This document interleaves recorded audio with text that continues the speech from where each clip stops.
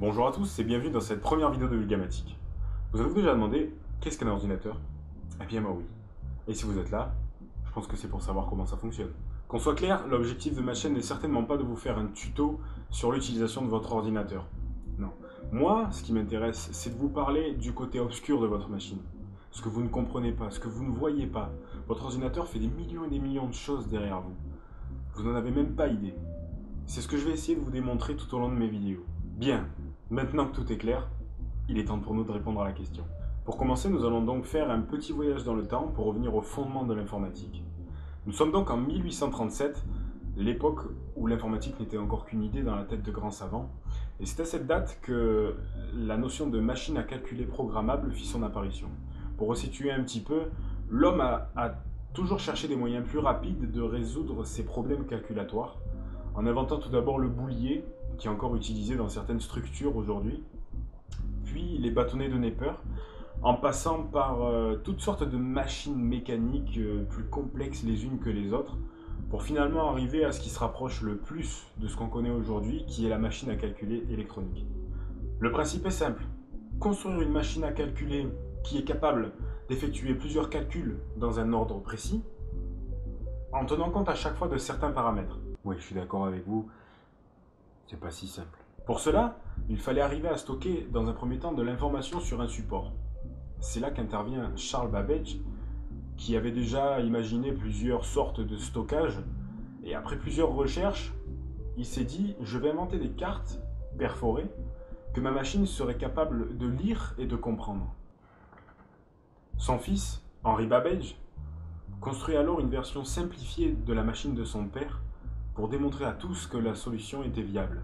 Après de nombreuses améliorations théoriques, des idées fructueuses ou pas, ce n'est qu'en 1937, soit 100 ans plus tard, que Ward Aiken présenta un projet solide à IBM en démontrant que toutes les fonctions de sa machine pouvaient être utilisées. Bien qu'il y ait encore des débats, nous pouvons considérer que l'ère de l'informatique moderne commence à cette époque, en 1937. En revanche, ce n'est que 7 ans plus tard que la première machine fut mise en service dans les locaux d'Harvard pour études. Je ne m'attarde pas plus sur l'histoire, ni sur la technique, ni sur le fonctionnement de ces machines, parce que ce n'est pas le sujet ici. Si vous voulez plus de précision, vous pouvez faire des recherches. Wikipédia a un article très complet là-dessus, en français ou en anglais. Voilà, bien, on en a fini avec l'histoire. Maintenant, comment ça marche? Enfin, quand je dis fini avec l'histoire, on va en faire encore un peu. Nous avons parlé juste avant de cartes perforées qu'une machine serait capable de décoder. Ok, mais c'est quoi? C'est en 1884 que Hermann Hollerith crée matériellement ces cartes. Ce sont des bouts de papier contenant de l'information. Une feuille Bristol. Alors, je vous entends déjà dire d'ici qu'Hollerith n'a rien inventé, que ça fait des années qu'on a des bouts de papier sur lesquels on écrit, et du coup le papier contient de l'information. Mais vous avez raison, c'est exactement la même chose. Le problème, c'est qu'un ordinateur ne va pas comprendre le langage humain. Il va donc falloir inventer un nouveau langage à écrire sur ces feuilles. Eh bien, figurez-vous que c'est ce que les chercheurs vont faire. Ils vont inventer ce nouveau langage. Et ce langage s'appelle le binaire. Le binaire est un système de numération simplifié et compréhensible par votre ordinateur. Il n'existe que deux chiffres en binaire, le 0 et le 1. C'est bizarre. Mais ça me fait penser à quelque chose. Dans votre ordinateur, il y a des circuits. Ces circuits sont alimentés en électricité. Dans un circuit, soit le courant passe, soit le courant ne passe pas. Et vous pouvez gérer cet état grâce à un interrupteur. Ah! Là, vous commencez à comprendre. Effectivement, on peut assimiler cette théorie à notre langage binaire et à nos cartes perforées. Je vous donne un exemple très simple. Le courant circule 1 en langage binaire, un trou dans notre carte. Le courant ne circule pas, 0 en binaire, pas de trou dans notre carte. Vous allez me dire, oui, mais on ne sait toujours pas faire comprendre des mots ou des phrases complètes à notre machine. C'est ici qu'intervient la notion de codage de caractères. Un caractère est un chiffre, une lettre, un symbole, auquel on va associer une valeur binaire fixe et unique. Alors, en informatique, il existe plusieurs normes qui définissent le codage de caractères, comme l'ASCII, l'UTF-8, l'Unicode, pour ceux à qui ça parle. Mais je ne vais pas rentrer dans ce détail, ça ne va pas nous aider à mieux comprendre la suite, et surtout, ça va compliquer les choses. Donc, prenons un exemple simple. Voici une liste de toutes les lettres minuscules de l'alphabet français, avec leurs valeurs, ou plutôt leur code binaire associé, que j'ai inventé. En suivant cet exemple, si nous voulons écrire le mot Anne en binaire avec mon codage, qui comprend les lettres A, N, E, cela donnerait. Et maintenant, voici ce que cela donnerait sur une carte perforée.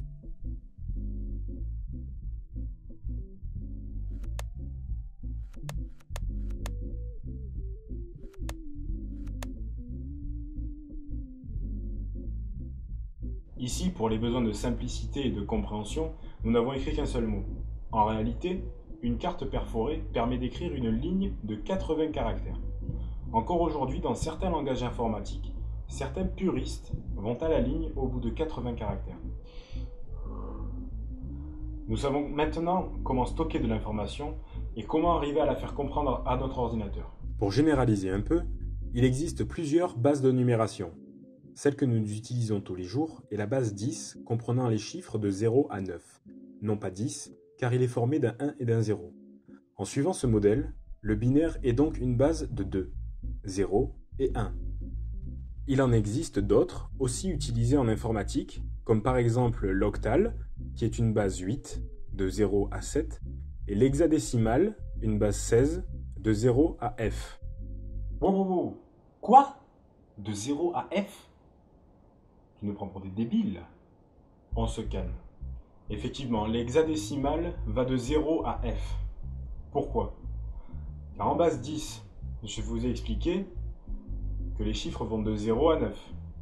Que 10 n'est pas compris dans la base car il est formé d'un 1 et d'un 0. En hexadécimal, nous devons donc avoir 16 possibilités. Pour pallier à ce problème, les scientifiques ont trouvé un moyen simple, qui est de remplacer les chiffres par des lettres.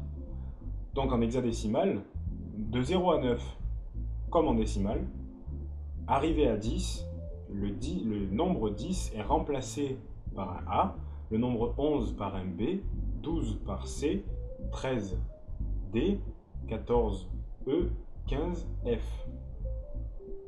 Tout simple. Que vous ne compreniez pas très bien cet aspect n'est pas important.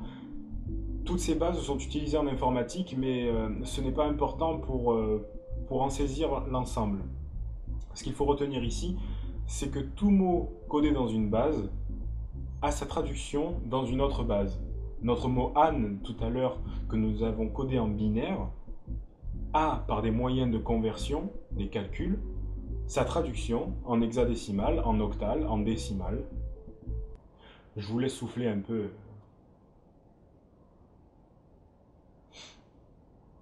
Ça y est. On va encore continuer un tout petit peu dans l'aspect technique. Ne vous perdez pas, c'est bientôt fini. Pour continuer un tout petit peu dans l'histoire, le premier ordinateur électronique qui se rapproche le plus de ce que nous connaissons aujourd'hui se nomme ENIAC. Cet ordinateur construit dans des salles immenses d'un immeuble de plusieurs étages est le premier à pouvoir être reprogrammable pour répondre à tout problème calculatoire. Il est dit Turing complet. Le petit génie qui mit au point cette théorie est Alan Turing, qui inventa la machine de Turing. Je ne pouvais pas parler d'histoire d'informatique sans vous parler d'Alan Turing. Il a été prouvé que cette machine est capable de résoudre n'importe quel problème calculatoire tel que le fait un ordinateur aujourd'hui. Et ça, c'est balèze. Voici un dessin schématique d'une machine de Turing. Nous avons donc un ruban infini contenant des cases et nous avons une tête de lecture-écriture. Chaque case du ruban contient une information. Lorsque la tête va lire cette information, elle va la stocker et regarder dans sa table d'action ce qu'elle doit faire ensuite, c'est-à-dire à quoi écrire dans la case courante et où se déplacer. Pour bien comprendre le fonctionnement, j'ai mis un lien dans la description d'une animation bien plus parlante que de simples explications. Nous arrivons maintenant à des ordinateurs qui nous sont bien plus familiers. Enfin, peut-être pas pour tout le monde. Après quelques années, et grâce à la miniaturisation des composants électroniques, est né dans un garage de la Silicon Valley le premier ordinateur personnel destiné au grand public, l'Apple II. Inventé par Steve Jobs et créé par Steve Wozniak, C'est lui qui posera tous les concepts de l'informatique de maison d'aujourd'hui. Arrive par la suite Bill Gates et son entreprise Microsoft qui inventa Windows et passa un marché avec IBM pour que tous les ordinateurs qu'il vendrait soient équipés de Windows. Windows est un système d'exploitation, comme macOS et Linux, mais je ne donne pas plus d'informations à ce sujet car nous verrons cela en détail dans les prochaines vidéos. De nos jours, l'informatique et les ordinateurs sont accessibles à tous. Plus de 11 machines par seconde seraient vendues dans le monde, sans compter les tablettes, les smartphones, etc. Cette vidéo touche à sa fin. La prochaine fois, nous parlerons de ce qui compose notre ordinateur. Nous ouvrirons un peu la boîte de Pandore et nous allons un peu regarder ce qui s'y trouve. Je vous remercie d'avoir regardé cette vidéo. Je sais qu'il y aurait encore énormément de choses à dire sur l'histoire de l'informatique, mais j'ai dû faire des choix car je ne peux pas tout insérer dans un format comme cette vidéo. Et ce n'est pas trop l'objectif de ma chaîne de faire une vidéo de 40-50 minutes sur l'histoire de l'informatique. Je sais également que de nombreuses vidéos existent déjà sur ce sujet, donc par avance, je suis désolé si vous trouvez une ressemblance avec un autre youtubeur, une émission que vous avez déjà vue, un documentaire, etc.